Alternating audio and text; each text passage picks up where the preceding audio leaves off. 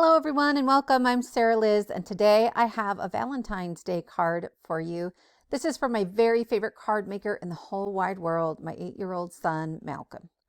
I showed this card a couple weeks ago and asked if you would like to see a tutorial on how the mechanisms work, and I got a lot of really great feedback. So today we're going to switch up the design, but the principles are the same.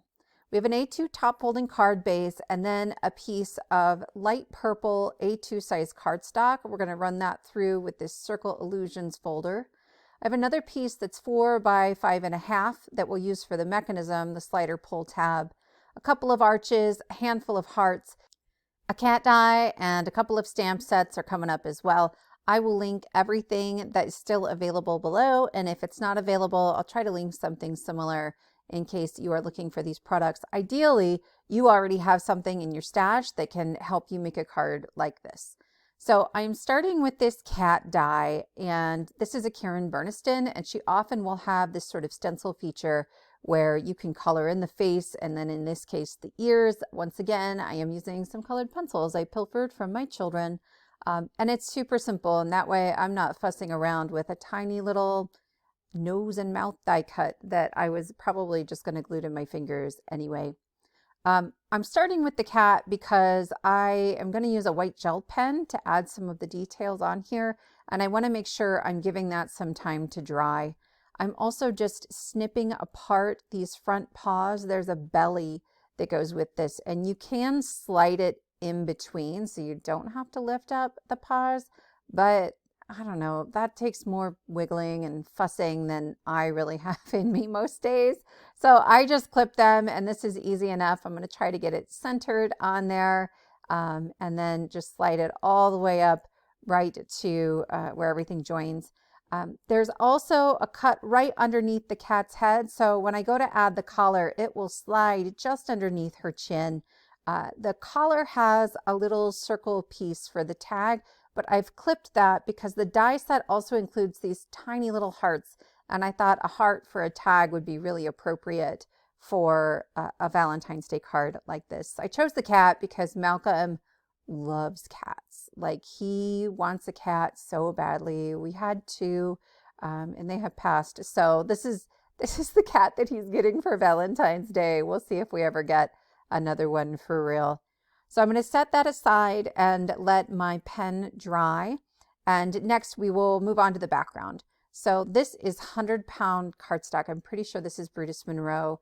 And because this is a 3D embossing folder and it's got a really deep emboss, I am rubbing it with a baby wipe. Honestly, like a damp cloth would work too, but my cloth is always covered in ink, and it's just not a safe bet. So I'll wipe it with the baby wipe, and then I'll stick the baby wipe right back in the packaging. I'm using the essential arches, and I'm just testing to see how far down that's going to go. We're using magnets to create our slider mechanism, and so I want to press some of this flat again so that it's easy to make sure everything slides smoothly. It doesn't have to be perfect, but smoothing it out a little bit will really help.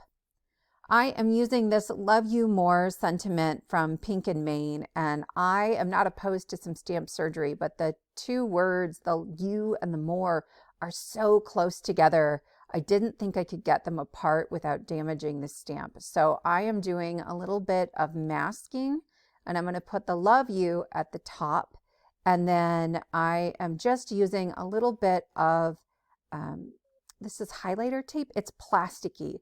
I tried using the Post-it tape, the mint tape that I used originally, but I needed enough passes of stamping that it bled straight through that tape. So the highlighter tape worked great.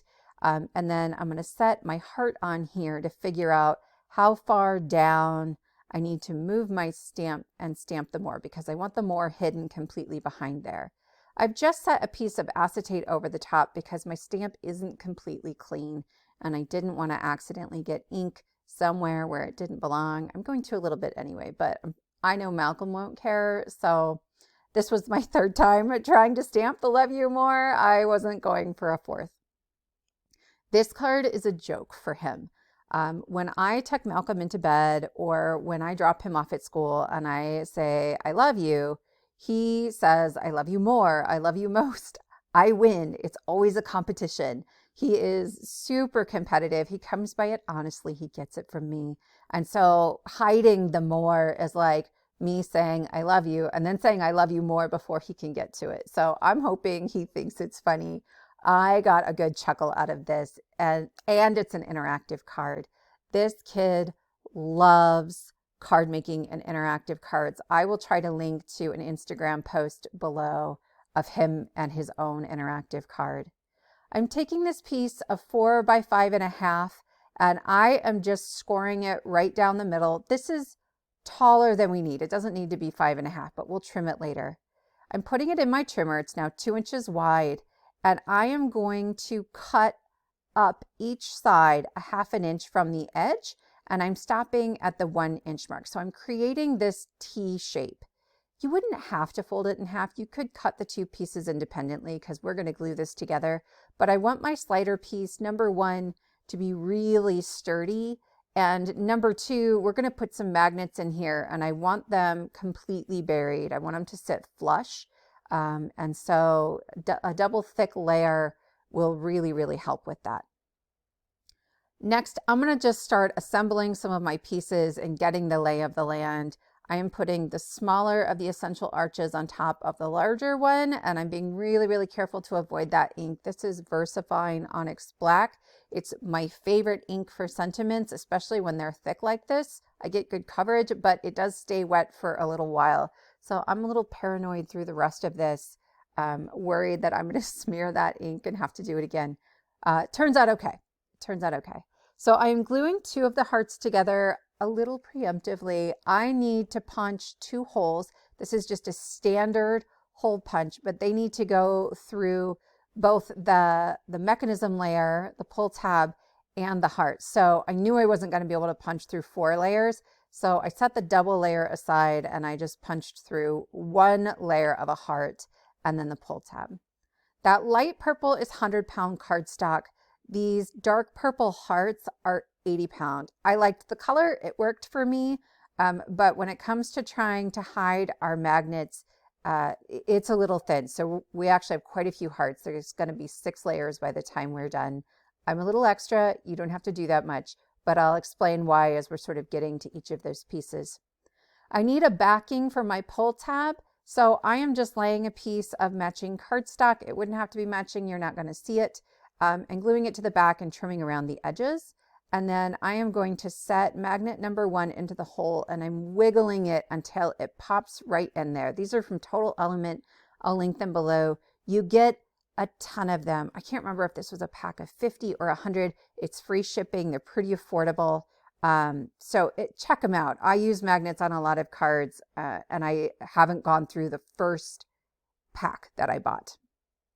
I put tape over the first one because those magnets are so strong that they want to jump together. And so it's much easier to glue this piece of cardstock on the top if I tape one of them down or both of them down.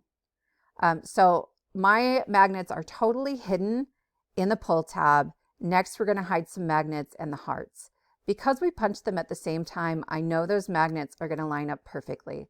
I've put 1 heart on the back, so I have a place to glue them to, and I am going to kind of drop my magnet onto this while it's sitting on top of the pull tab to make sure I have the right sides of the magnet together, so they're attracting instead of repelling. Then I realized that this really wasn't deep enough. I'd only put on the double layer of hearts, so here's my 3rd heart. If you don't mind that the magnet might show through, or if you're putting a larger die cut than the cat on the front, you might not need to do that. But now that magnet is going to pop all the way down in there, and that's going to work really nicely. I'll tape that one so my magnets don't jump to each other, and then I'm going to snap the second one into place, and I will add a 5th heart on the top to seal it all in. This also makes it so I'm not going to have a magnet floating around and a child in my house who picks it up and plays with it or swallows it in a way that they're not supposed to. I am adding the arches onto my embossed panel, and I really like this Beacon 3-in-1 for it. It's got good wiggle time, and I feel like it kind of fills in the gaps. It's sometimes hard to glue something to a deeply embossed panel, but this works nicely. I have my heart that I've just set on the front, and I'm putting my pull tab behind there and trying to figure out where they snap together, and then placing the heart exactly where I want it and securing it with some temporary tape. We're going to need to put some foam tape on the back, and this way I know that that pull tab is exactly where it should be. The first piece of foam tape is creating a stopper at the top, so I'm not pushing my heart too far up the card, and then I will just place foam tape around the sides. On the bottom, I've cut it in half. I want a really thin stopper so my heart can dip lower than it would if I had put a full piece of foam tape. And then after that, it's just a patch job. These little pieces on either side, make sure you don't put them underneath the T, but you do want them to kind of keep it from wiggling around too much.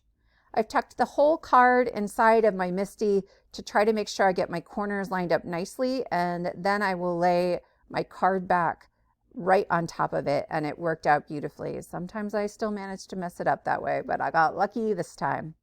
I've stuck the card in my trimmer, and I have left a 1/4 inch at the very bottom for my pull tab. That means this is not going to fit in an A2 envelope, but I'm hand delivering mine. If you need it to fit in an A2 envelope, then cut your card base a 1/4 inch shorter. I'm using, I think it's the Push Here stamp set from Lawn Fun, just to grab this little arrow. On the original card with the birthday presents, I just hand drew the arrow, or you could write pull on it, but I'd gone so far in the assembly of this one, I was like, don't mess it up, just use the stamp. So I stamped that on there, and now as I'm looking at my heart and I put my cat on there, I could see the magnets kind of rising up underneath that top layer of cardstock. So I added one more. This is 6 layers thick. You would not have to do that. And if you were using thicker cardstock, it certainly wouldn't take that much. But again, this is 80 pound. I am just going to glue my cat right on top of that heart, centering it. And that means our card is done. It was pretty easy.